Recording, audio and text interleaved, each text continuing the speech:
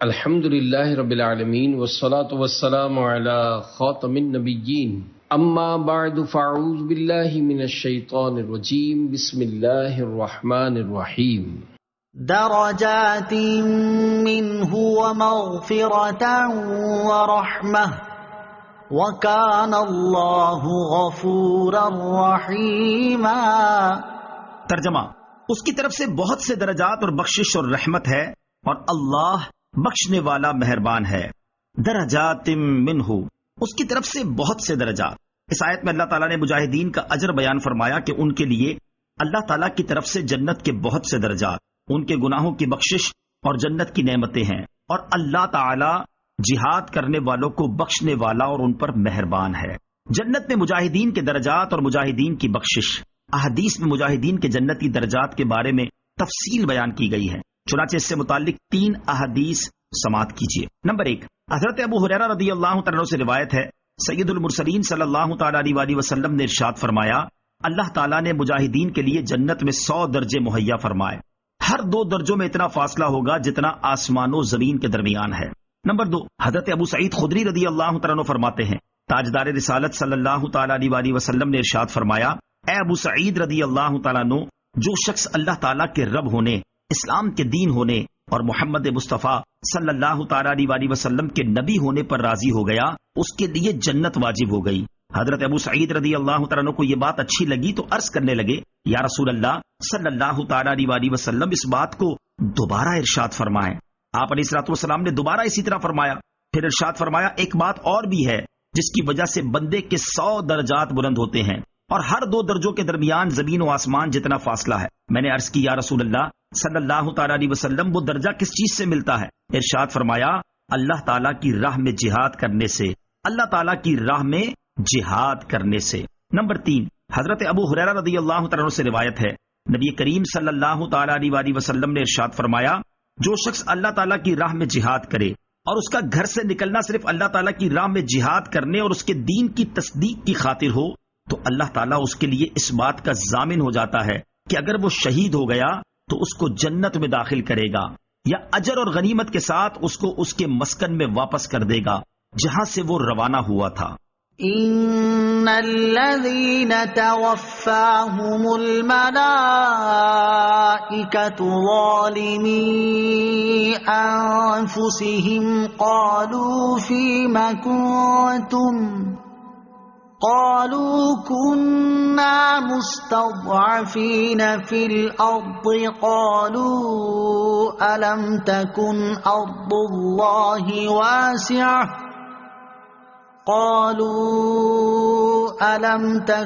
أرض الله واسعة فتهاجروا فيها فأولئك مأواهم جهنم وساءت مصيرا۔ ترجمہ: بے شک وہ لوگ جن کی جان فرشتے اس حال میں قبض کرتے ہیں کہ وہ اپنی جانوں پر ظلم کرنے والے ہوتے ہیں، ان سے فرشتے کہتے ہیں، تم کس حال میں تھے؟ وہ کہتے ہیں کہ ہم زمین میں کمزور تھے، تو فرشتے کہتے ہیں، کیا اللہ کی زمین کشادہ نہ تھی کہ تم اس میں ہجرت کر جاتے؟ تو یہ وہ لوگ ہیں جن کا ٹھکانہ جہنم ہے، اور وہ کتنی بری لوٹنے کی جگہ ہے۔ ظالمی انفسہم، اپنی جانوں پر ظلم کرنے والے۔ یہ آیت ان لوگوں کے بارے میں نازل ہوئی جنہوں نے کلمہ اسلام تو زبان سے ادا کیا، مگر جس زمانے میں ہجرت فرض تھی اس وقت ہجرت نہ کی، اور جب مشرکین جنگ بدر میں مسلمانوں کے مقابلے کے لیے گئے تو یہ لوگ ان کے ساتھ ہوئے اور کفار کے ساتھ ہی مارے بھی گئے۔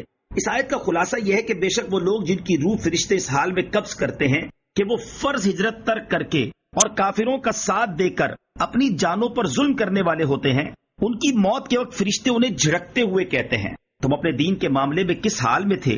وہ عذر پیش کرتے ہوئے کہتے ہیں کہ ہم زمین میں کمزور لوگ تھے اور کافروں کی سرزمین میں رہنے کی وجہ سے دین کے احکام پر عمل کرنے سے عاجز تھے۔ تو فرشتے ان کا عذر رد کرتے اور انہیں ڈانٹتے ہوئے کہتے ہیں، کیا اللہ تعالیٰ کی زمین کشادہ نہ تھی کہ تم کفر کی سرزمین سے ایسی جگہ ہجرت کر کے چلے جاتے جہاں تم دین کے احکام پر عمل کر سکتے؟ تو جن لوگوں کے برے احوال یہاں بیان ہوئے، یہ وہ لوگ ہیں جن کا آخرت میں ٹھکانہ جہنم ہے، اور وہ کتنی بری لوٹنے کی جگہ ہے۔ ہجرت کب واجب ہے؟ اس آیت سے ثابت ہوا کہ جو شخص کسی شہر میں اپنے دین پر قائم نہ رہ سکتا ہو اور یہ جانے کہ دوسری جگہ جانے سے اپنے فرائض دینی ادا کر سکے گا، اس پر ہجرت واجب ہو جاتی ہے۔ اس حکم کو سامنے رکھ کر کافروں کے درمیان رہنے والے بہت سے مسلمانوں کو غور کرنے کی حاجت ہے۔ اللہ عز و جل توفیق عطا فرمائے۔ حدیث میں ہے جو شخص اپنے دین کی حفاظت کے لیے ایک جگہ سے دوسری جگہ منتقل ہوا، اگرچہ ایک بالش تھی کیوں نہ ہو، اس کے لیے جنت واجب ہوئی اور اس کو حضرت ابراہیم اور محمد مصطفیٰ صلی اللہ تعالی علیہ وسلم کی رفاقت میسر ہوگی۔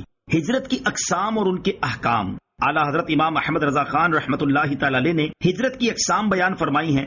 ان میں سے ایک قسم کہ دارالسلام سے ہجرت ہو، اس بارے میں فرماتے ہیں، رہا دارالسلام، اس سے ہجرت عامہ حرام ہے کہ اس میں مساجد کی ویرانی و بے حرمتی، قبور مسلمین کی بربادی، عورتوں، بچوں اور ضعیفوں کی تباہی ہوگی۔ اور ہجرت خاصہ میں 3 صورتیں ہیں۔ نمبر 1، اگر کوئی شخص کسی خاص وجہ سے کسی خاص مقام میں اپنے دینی فرائض بجا نہ لا سکے اور دوسری جگہ انہیں بجا لانا ممکن ہو، تو اگر یہ خاص اسی مکان میں ہے تو اس پر فرض ہے کہ یہ مکان چھوڑ کر دوسرے مکان میں چلا جائے، اور اگر اس محلے میں معذور ہو تو دوسرے محلے میں چلا جائے، اور اس شہر میں مجبور ہو تو دوسرے شہر میں چلا جائے۔ نمبر 2، یہاں اپنے مذہبی فرائض بجا لانے سے عاجز نہیں اور اس کے ضعیف ماں یا باپ یا بیوی یا بچے جن کا نفقہ اس پر فرض ہے وہ نہ جا سکیں گے یا نہ جائیں گے، اور اس کے چلے جانے سے وہ بے وسیلہ رہ جائیں گے، تو اس کو دارالسلام سے ہجرت کرنا حرام ہے۔ حدیث میں ہے کسی آدمی کے گناہ گار ہونے کے لیے اتنا کافی ہے کہ وہ اسے ضائع کر دے جس کا نفقہ اس کے ذمے تھا، یا وہ عالم جس سے بڑھ کر اس شہر میں عالم نہ ہو، اسے بھی وہاں سے ہجرت کرنا حرام ہے۔ نمبر 3، نہ فرائض سے عاجز ہے نہ اس کی یہاں حاجت ہے، اسے اختیار ہے کہ یہاں رہے یا چلا جائے، جو اس کی مصلحت سے ہو وہ کر سکتا ہے۔ یہ تفصیل دارالسلام میں ہے۔ إلا المستضعفين من الرجال والنساء والولدان لا يستطيعون حيلة ولا يهتدون سبيلا فأولئك عسى الله أن يعفو عنهم وكان الله عفوا غفورا۔ ترجمہ، مگر وہ مجبور مرد اور عورتیں اور بچے جو نہ کوئی تدبیر کرنے کی طاقت رکھتے ہوں اور نہ راستہ جانتے ہوں، تو ان قریب اللہ ان لوگوں سے درگزر فرمائے گا اور اللہ معاف فرمانے والا بخشنے والا ہے۔ إلا المستضعفين من الرجال والنساء والولدان، مگر وہ مجبور مرد، عورتیں اور بچے۔ اس آیت اور اس کے بعد والی آیت کا خلاصہ یہ ہے کہ وہ مجبور مرد اور عورتیں اور بچے جو نہ ہجرت کرنے کی طاقت رکھتے ہوں، نہ ان کے پاس اخراجات ہوں، اور نہ ہی وہ ہجرت گاہ کر راستہ جانتے ہوں، تو ایسے عاجز اور مجبور لوگ ہجرت نہ کرنے پر قابل گرفت نہیں۔ ان قریب اللہ تعالیٰ ان لوگوں سے درگزر فرمائے گا، اور اللہ تعالیٰ کی شان یہ ہے کہ وہ معاف فرمانے والا، بخشنے والا ہے۔ وَمَن يُهَاجِرْ فِي سَبِيلِ اللَّهِ يَجِدْ فِي الْأَرْضِ مُرَاغَمًا كَثِيرًا وَسَعَةً وَمَن يَخْرُجْ مِن بَيْتِهِ مُهَاجِرًا إِلَى اللَّهِ وَرَسُولِهِ ثُمَّ يُدْرِكْهُ الموت فقد وقع أجره على الله وكان الله غفورا رحيما۔ ترجمہ، اور جو اللہ کی راہ میں ہجرت کرے تو وہ زمین میں بہت جگہ اور گنجائش پائے گا، اور جو اپنے گھر سے اللہ رسول کی طرف ہجرت کرتے ہوئے نکلا پھر اسے موت نے آ لیا تو اس کا ثواب اللہ کے ذمے پر ہو گیا، اور اللہ بخشنے والا مہربان ہے۔ وَمَن يُهَاجِرْ فِي سَبِيلِ اللَّهِ، اور جو اللہ کی راہ میں ہجرت کرے۔ شان نزول، اس سے پہلی آیت جب نازل ہوئی تو حضرت جندہ بن دمرہ لیثی رضی اللہ تعالیٰ عنہ نے اسے سنا۔ یہ بہت بوڑھے شخص تھے، کہنے لگے کہ میں مستثنا لوگوں میں تو ہوں نہیں، کیونکہ میرے پاس اتنا مال ہے کہ جس سے میں مدینہ طیبہ ہجرت کر کے پہنچ سکتا ہوں۔ خدا کی قسم اب میں مکہ مکرمہ میں ایک رات نہ ٹھہروں گا، مجھے لے چلو۔ چنانچہ ان کو چارپائی پر لے کر چلے، لیکن مکہ مکرمہ کے بالکل قریب ہی مقام تنعیم میں آ کر ان کا انتقال ہو گیا۔ آخری وقت انہوں نے اپنا دایاں ہاتھ بائیں ہاتھ پر رکھا اور کہا، یا رب عز و جل، یہ تیرا ہے اور یہ تیرے رسول کا ہے، میں اس چیز پر بیعت کرتا ہوں جس پہ تیرے رسول نے بیعت لی۔ سبحان اللہ۔ یہ خبر پا کر صحابہ کرام رضی اللہ تعالی عنہم نے فرمایا، کاش وہ مدینہ پہنچتے تو ان کا اجر کتنا بڑا ہوتا، اور مشرک ہنسنے لگے اور کہنے لگے، کہ جس مطلب کے لیے نکلے تھے وہ نہ ملا، اس پر یہ آیت کریمہ نازل ہوئی اور ان کی عظمت و شان کو بہترین انداز میں بیان فرمایا کہ جو راہ خدا میں ہجرت کرے پھر اسے منزل تک پہنچنے سے پہلے موت آ جائے تو اس کا اجر اللہ کریم کے وعدے اور اس کے فضل و کرم سے اس کے ذمہ کرم پر ہے، یوں نہیں کہ اس پر بطور معاوضہ واجب ہے، کیونکہ اس طور پر کوئی چیز اللہ عز و جل پر واجب نہیں۔ اللہ عز و جل کی شان اس سے بلند ہے۔ نیکی کا ارادہ کر کے نیکی کرنے سے عاجز ہو جانے والا اس نیکی کا ثواب پائے گا۔ اس آیت سے یہ معلوم ہوا کہ جو کوئی نیکی کا ارادہ کرے اور اس کو پورا کرنے سے عاجز ہو جائے وہ اس نیکی کا ثواب پائے گا۔ حضرت ابو ہریرہ رضی اللہ تعالیٰ عنہ سے روایت ہے، نبی کریم علیہ الصلوۃ والسلام نے ارشاد فرمایا، جس شخص نے نیکی کا ارادہ کیا اور نیکی نہیں کی تو اس کی ایک نیکی لکھ دی جاتی ہے، اور جس نے نیکی کا ارادہ کیا اور نیکی کر لی تو اس کے لیے 10 سے لے کر 700 گنا تک نیکیاں لکھ دی جاتی ہیں، اور جس نے گناہ کا ارادہ کیا اور اس پر عمل نہیں کیا تو اس کا گناہ نہیں لکھا جاتا، اور اگر وہ گناہ کر لے تو ایک گناہ لکھ دیا جاتا ہے۔ کن کاموں کے لیے وطن چھوڑنا ہجرت میں داخل ہے؟ صدر الافاضل مولانا نعیم الدین مراد آبادی علیہ رحمۃ اللہ الہادی کے فرمان کا خلاصہ ہے کہ طلب علم، جہاد، حج و زیارت مدینہ، نیکی کے کام، زہد و قناعت اور رزق حلال کی طلب کے لیے ترک وطن کرنا خدا اور رسول کی طرف ہجرت ہے۔ اس راہ میں مر جانے والا اجر پائے گا۔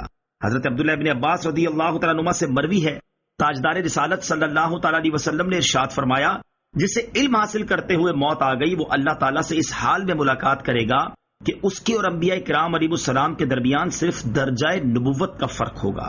حضرت ابو ہریرہ رضی اللہ تعالیٰ عنہ سے روایت ہے، سرکار دو عالم صلی اللہ تعالیٰ علیہ وسلم نے ارشاد فرمایا، جو حج کے لیے نکلا اور مر گیا قیامت تک اس کے لیے حج کرنے والے کا ثواب لکھا جائے گا، اور جو عمرہ کے لیے نکلا اور مر گیا اس کے لیے قیامت تک عمرہ کرنے والے کا ثواب لکھا جائے گا۔ صدق اللہ العظیم۔